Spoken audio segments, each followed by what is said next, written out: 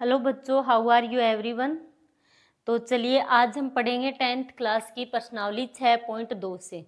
ठीक है, तो इसका पहला क्वेश्चन क्या है कि आकृति फर्स्ट और सेकंड में डी ई समांतर बीसी है। डी ई समांतर क्या है? बीसी, दोनों में डी ई समांतर बीसी है।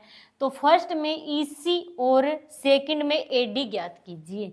मतलब पहली आकृति में ईसी ज्ञात करना है, ईसी ये वाली भुजा ज्ञात करनी है। ठीक है, ये वाली भुजा। और दूसरी आकृति में एडी ज्ञात कीजिए, एडी ये वाली भुजा करनी है। ठीक है, तो अब हम क्या करेंगे, अब आपको हम यहाँ पर लगाएंगे थेल्स प्रमेय। डी ई समांतर दे रखा है बीसी के। ठीक है, तो थेल्स प्रमेय यानी आधारभूत समानुपातिकता प्रमेय 6.1। ठीक है, तो प्रमेय 6.1 क्या है हमारी, ध्यान से देखना कि ये एक चतुर्भुज त्रिभुज है। ठीक है, ए बी सी। तो थेल्स प्रमेय क्या होती है कि त्रिभुज की किसी एक भुजा के समांतर अन्य दो भुजाओं को अलग अलग बिंदुओं पर प्रतिच्छेद करने के लिए खींची गई रेखा इन दोनों भुजाओं को समान अनुपात में विभाजित करती है। ठीक है, अब ये रेखा क्या होगी, डीई मान लो इसको। ठीक है, तो डीई किसके समांतर हो गई? बीसी के। तो मतलब किसी त्रिभुज के किसी एक भुजा के समांतर खींची गई अन्य दो भुजाओं को अलग अलग बिंदुओं पर प्रतिच्छेद करने के लिए खींची गई रेखा इन दोनों भुजाओं को क्या करती है? समान अनुपात में विभाजित करती है। तो कैसे करेगी समान अनुपात में विभाजित? क्या होगा यहाँ पर? एडी बटे डीबी होगा। ठीक है, समान अनुपात में विभाजित करती है। तो एडी बटे डीबी बराबर ए ई बटे क्या होगा? ईसी होगा। ये क्या है हमारी थेल्स प्रमेय है। ठीक है, तो हम यहाँ पर थेल्स प्रमेय ही अपनाएंगे। ओके, तो चलिए करते हैं इस क्वेश्चन को, पहला करेंगे। ठीक है, पहले तो अब हम क्या लिखेंगे, थेल्स प्रमेय से अब हमें दे क्या रखा है क्वेश्चन में, क्या दे रखा है कि डीई समांतर बीसी है, ये दे रखा है। तो अब आप क्या लिखोगे, यदि डीई समांतर क्या है? बीसी है।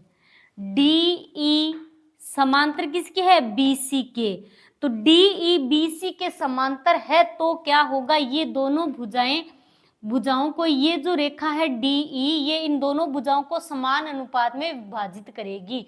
ठीक है, यदि डीई समांतर बीसी है तो आप लिखोगे एडी बटे डीबी बराबर ए ई बटे ईसी। अब यहां पर लिख देना थेल्स प्रमेय से। आया समझ में? हमने यहाँ पर कौन सी प्रमेय अपनाई है? थेल्स प्रमेय। ठीक है, तो थेल्स प्रमेय क्या होती है, डीई समांतर बीसी दे रखा है, ये दोनों भुजाएं समांतर है। ठीक है, तो ये जो भुजा है त्रिभुज की किसी भी भुजा के समांतर खींची गई भुजा अन्य दो भुजाओं को समान अनुपात में विभाजित करती है। तो इन दोनों भुजाओं को जहां प्रतिच्छेद कर रही है तो इनको क्या करेगी? समान अनुपात में विभाजित करेगी। तो ये हमारी थेल्स प्रमेय। ठीक है, अब इसमें मान रख दो, ए डी हमें कितना दे रखा है? ए डी है 1.5, तो ए डी की जगह 1.5 लिखो। डी बी कितनी है? 3, तो 3 लिख दो बराबर ए ई है 1 सेंटीमीटर बटे ई सी हमें ज्ञात करनी है, तो ईसी। अब क्रॉस मल्टीप्लाई कराओ। ठीक है, कैंची गुणा कराएंगे तो ईसी को 1.5 से गुणा करवाएंगे तो 1.5 इंटू में ईसी बराबर 1 को 3 से करवाएंगे 1 इंटू 3, तो ईसी के साथ 1.5 गुणा में है, इधर जाएगा तो भाग में जाएगा। ठीक है, तो ईसी बराबर 3 को 1 से गुणा कराएंगे 3 बटे, अब 1.5 नीचे आएगा, यहाँ पर गुणा में है, इधर आएगा तो भाग में आएगा। ठीक है, अब इसका पॉइंट हटाएंगे तो ऊपर एक शून्य लगेगा, ओके, अब ये कितनी बार कटेगा, 30 में 15 का भाग कितनी बार जाएगा, 2 बार। तो ई सी बराबर कितना आ गया, 2 सेंटीमीटर। क्लियर, तो ई सी बराबर आएगा 2 सेंटीमीटर। आया समझ में।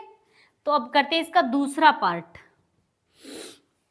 दूसरे पार्ट में भी हम क्या करेंगे, थेल्स प्रमेय ही अपनाएंगे। ठीक है, तो थेल्स प्रमेय अपनाएंगे तो इसमें भी हमें क्या दे रखा है, डी ई समांतर बी सी दे रखा है। ठीक है, तो आप लिखो यदि डी ई समांतर किसके दे रखा है, बी सी के, तो क्या होगा, अब डी ई समांतर बी सी के है तो ये दोनों भुजाएं क्या होगी, समान अनुपात में विभाजित होगी, यानी ए डी बटे डी बी।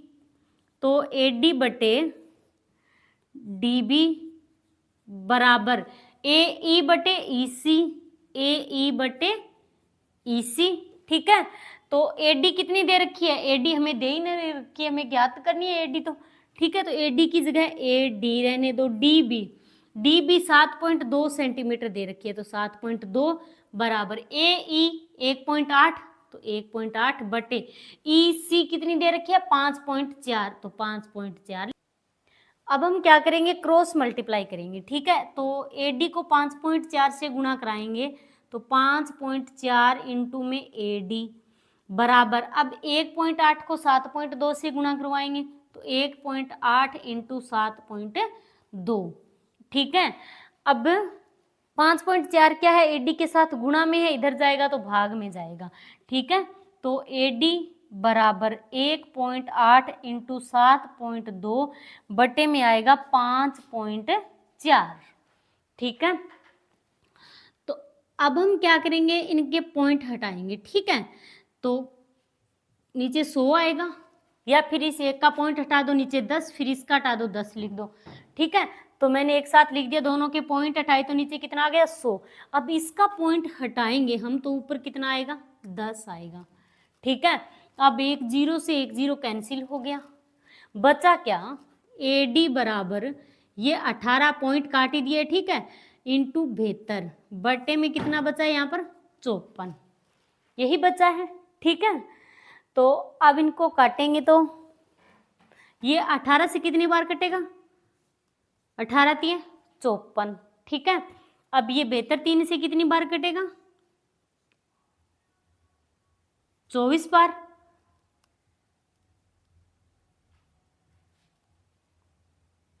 इनटू में यहाँ पर 10 है भाई, नीचे 10 लिख देना, ये क्या है 10 है नीचे। ठीक है, तो 10 लिख देना, तो ये कितना आ गया 24 बटे 10। तो ए डी बराबर 24 बटे 10 है, तो ए डी बराबर कितना आएगा 10 है, तो 2 के बाद पॉइंट लग जाएगा, तो 2.4 सेंटीमीटर आएगा। क्लियर, तो ए डी की जगह कितना आएगा 2.4 सेंटीमीटर। ठीक है, चलिए अब दूसरा क्वेश्चन करते हैं। तो दूसरा क्वेश्चन क्या है कि किसी त्रिभुज पी क्यू आर की भुजाओं पी क्यू और पी आर पर क्रम से बिंदु ई और अप स्थित है। तो पहले हम डायग्राम बनाएंगे। ठीक है, ये है एक त्रिभुज, त्रिभुज का नाम क्या है, पी क्यू और आर। ठीक है, पी क्यू आर की भुजाओं पी क्यू और पी आर पर, पी क्यू और पी आर पर क्रम से बिंदु ई और अप स्थित है। मतलब इस पर तो बिंदु ई स्थित है और इस पर बिंदु एफ स्थित है। ठीक है, तो निम्नलिखित में से प्रत्येक स्थिति के लिए बताइए कि क्या ई एफ समांतर क्यू आर है। ई एफ समांतर क्यू आर है, हमें बताना क्या है कि ई एफ समांतर क्यू आर है, ये हमें बताना है क्या ये समांतर है या नहीं है। ठीक है, तो इसके 3 पार्ट हैं, ये है पहला पार्ट। तो इसके लिए हमें क्या करना होगा, थेल्स प्रमेय का विलोम अपनाना होगा। कौन सी प्रमेय लगाएंगे, प्रमेय 6.2 थेल्स प्रमेय का विलोम। ठीक है, तो थेल्स प्रमेय का विलोम क्या होता है कि जब अब ये दोनों भुजाएं समांतर कब होगी, ई एफ समांतर क्यू आर दे रखा है। ठीक है, और हमें बताना है कि प्रत्येक स्थिति के लिए बताइए कि क्या EF समांतर QR है, ये हमें बताना है। ठीक है, तो थेल्स प्रमेय का विलोम क्या होता है कि जब ये दोनों भुजाएं समान अनुपात में हो तो क्या होता है, EF समांतर QR होता है। यदि इन दोनों भुजाएं क्या हो, समान अनुपात में हो, ठीक है, तो वही होती है थेल्स प्रमेय। अब ये दोनों भुजाएं समान अनुपात में होगी तो ये समांतर होंगे, ठीक है, अन्यथा नहीं होंगे। ठीक है, तो पहला पार्ट करते हैं। पहले पार्ट में हमें क्या दे रखा है, PE बराबर 3.9 सेंटीमीटर, PE बराबर 3.9 सेंटीमीटर, EQ बराबर 3 सेंटीमीटर, EQ बराबर 3 सेंटीमीटर, PF बराबर 3.6 सेंटीमीटर, PF बराबर 3.6 सेंटीमीटर और FR बराबर 2.4 सेंटीमीटर, FR बराबर 2.4 सेंटीमीटर। ठीक है, तो अब हम यहाँ पर क्या लगाएंगे, थेल्स प्रमेय का विलोम लगाएंगे। ठीक है, थेल्स प्रमेय का विलोम ही लगेगा क्योंकि हमें सिद्ध करना है कि EF समांतर QR है। ठीक है, ये सिद्ध करेंगे तो थेल्स प्रमेय का विलोम लगाना होगा। थेल्स प्रमेय का विलोम होता है कि यदि इन दोनों भुजाओं का ये जो EF है, ये इन दोनों भुजाओं को समान अनुपात में विभाजित कर रही है तो क्या होगा, ये दोनों समांतर होगी अन्यथा नहीं होगी। तो अब इन दोनों का अनुपात देखेंगे हम। ठीक है, तो अब यहाँ पर आप लिखो कि थेल्स प्रमेय के विलोम से, थेल्स प्रमेय के विलोम से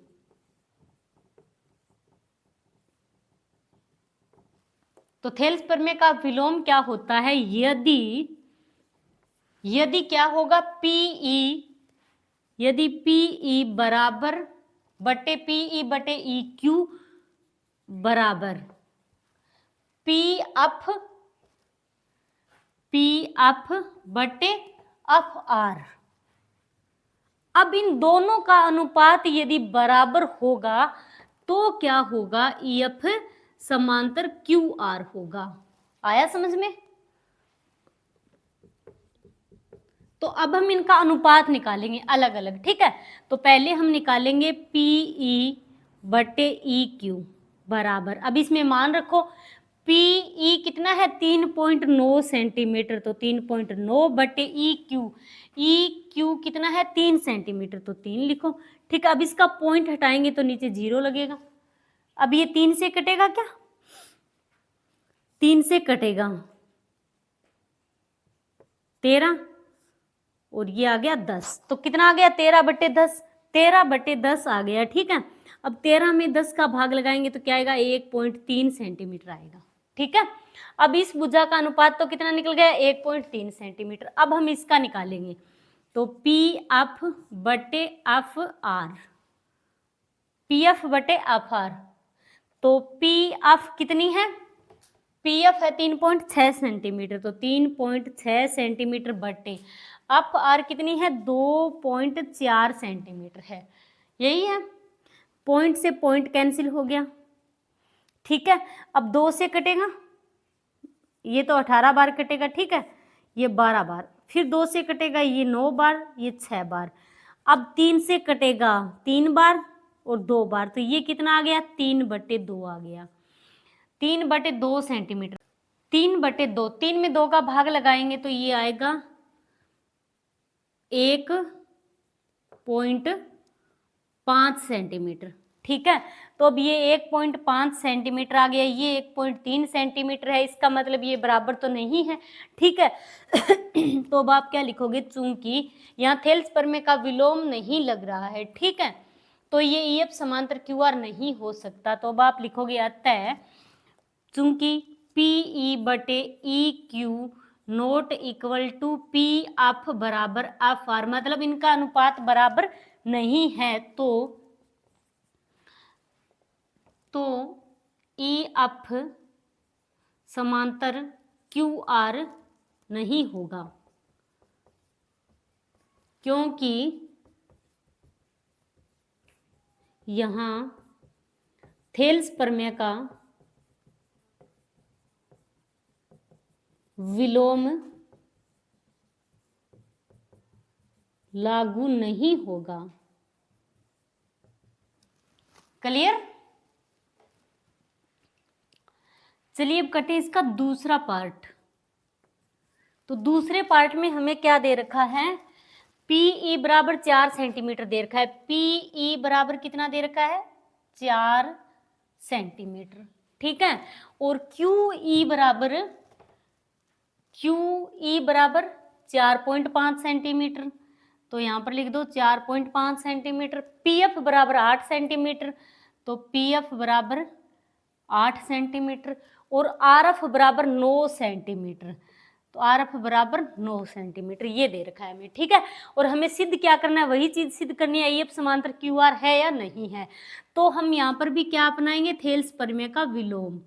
तो थेल्स प्रमेय के विलोम से, थेल्स प्रमेय के विलोम से, तो थेल्स प्रमेय का विलोम क्या होता है, यदि इनका अनुपात बराबर होगा तो ये समांतर होगी, अन्यथा नहीं होगी। तो अनुपात क्या होगा, PE बटे EQ बराबर PF बटे FR। अब ये बराबर होगा तो क्या होगा, EF समांतर QR होगा, ठीक है। तो हम क्या करेंगे, पहले PE बटे EQ निकालेंगे, ठीक है। तो PE बटे EQ बराबर PE बटे EQ, तो PE कितना है 4 सेंटीमीटर, 4 लिख दो, बटे EQ कितना है 4.5 है। अब इसका पॉइंट हटाएंगे तो ऊपर एक 0 लगेगा, ठीक है। 5 से कटेगा, 5 8 40, 5 9 45, 8 बटे 9 आ गया। अब इसको मान लो आप समीकरण नंबर 1। अब दूसरा PF बटे FR बराबर, PF कितना है 8 सेंटीमीटर है, FR कितना है 9 सेंटीमीटर है, तो इसको मान लो समीकरण नंबर 2। अब दोनों का अनुपात क्या आ गया, बराबर, ये भी 8 बटे 9, ये भी 8 बटे 9, तो क्या होगा, EF समांतर QR होगा, ठीक है। यहाँ पर थेल्स प्रमेय का विलोम लागू होगा। समीकरण 1 व 2 से हम क्या लिखेंगे, समीकरण 1 व 2 से, 1 व 2 से क्या है, PE बटे EQ बराबर है PF बटे FR, तो PE बटे EQ बराबर है PF बटे FR। तो यहाँ पर थेल्स प्रमेय का विलोम लागू हो रहा है, ठीक है। तो अब लिख दो, चूंकि थेल्स प्रमेय के विलोम से, थेल्स प्रमेय के विलोम से, थेल्स प्रमेय के विलोम से क्या है, EF समांतर QR है, EF समांतर QR है। क्लियर। अब करते हैं इस क्वेश्चन का तीसरा पार्ट, ठीक है। थेल्स प्रमेय के विलोम से ये चीज तो सेम ही रहेगी, ठीक है, तो इसको रहने दो आप।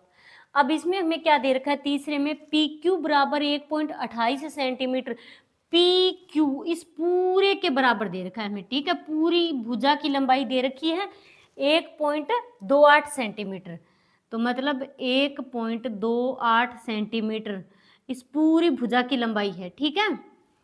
और PR बराबर 2.56, PR बराबर 2.56, मतलब PR इस पूरी की भुजा है, इस पूरी की लंबाई कितनी दे रखी है, 2.56 सेंटीमीटर, यहां से लेकर यहां तक, ठीक है। PE बराबर 0.18, PE बराबर मतलब इतनी भुजा की लंबाई क्या है 0.18 यहां तक। और PF बराबर 0.36, PF यहां तक कितनी है 0.36 सेंटीमीटर लगा दो भाई, ठीक है। तो अब हमें इस पूरी भुजा की लंबाई भी पता है और इस भुजा की लंबाई पता है, तो हम क्या करेंगे, PQ में से PE घटा देंगे तो ये आ जाएगी EQ, आएगी कि नहीं आएगी। तो चलिए पहले हम इस भुजा को, ये भुजा निकालेंगे और ये भुजा निकालेंगे, ठीक है। पहले हम कौन सी भुजा निकालेंगे, EQ। तो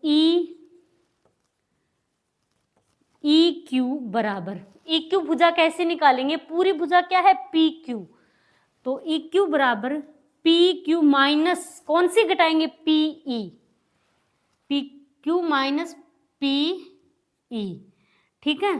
तो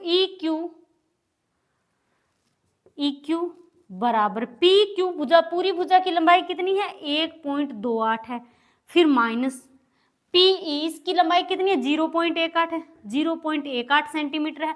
तो 1.28 में से 0.18 घटाएंगे, ठीक है, तो कितना आएगा 1.1 आएगा।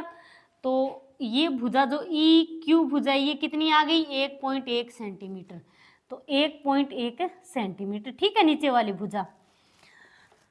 अब इसी प्रकार हम ये भुजा निकालेंगे FR।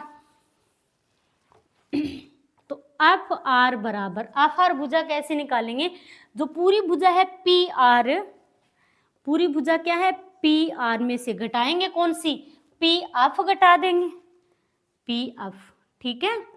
तो FR बराबर PR भुजा की लंबाई कितनी है पूरी भुजा की 2.56, 2.56 माइनस PF की लंबाई है 0.36, तो 0.36 घटाएंगे, ठीक है।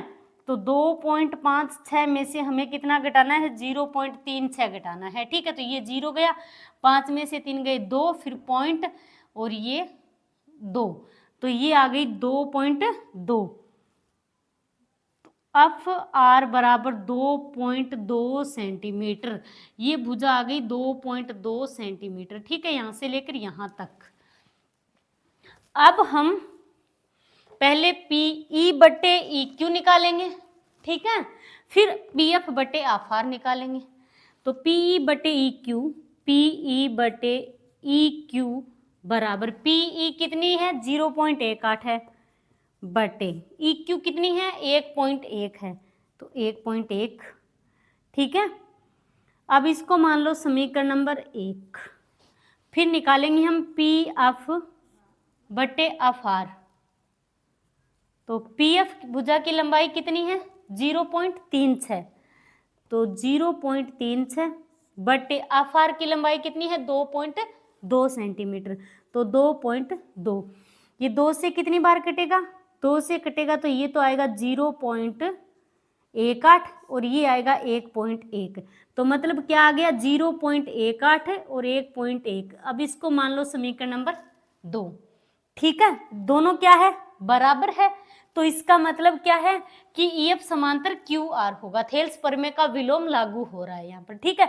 अब इनका अनुपात बराबर है तो ये समांतर होगी। तो अब आप लिख दो चूंकि समीकरण 1 व 2 से, समीकरण 1 व 2 से PE बटे EQ बराबर PF बटे FR है, ठीक है। तो अतः थेल्स प्रमेय के विलोम से, अब ये दोनों बराबर है तो अब हम क्या लिखेंगे, अतः थेल्स प्रमेय के विलोम से, थेल्स प्रमेय के विलोम से EF समांतर है QR। क्लियर?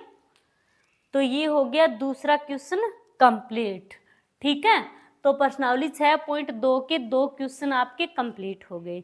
तो आज के लिए इतना ही, थैंक्स।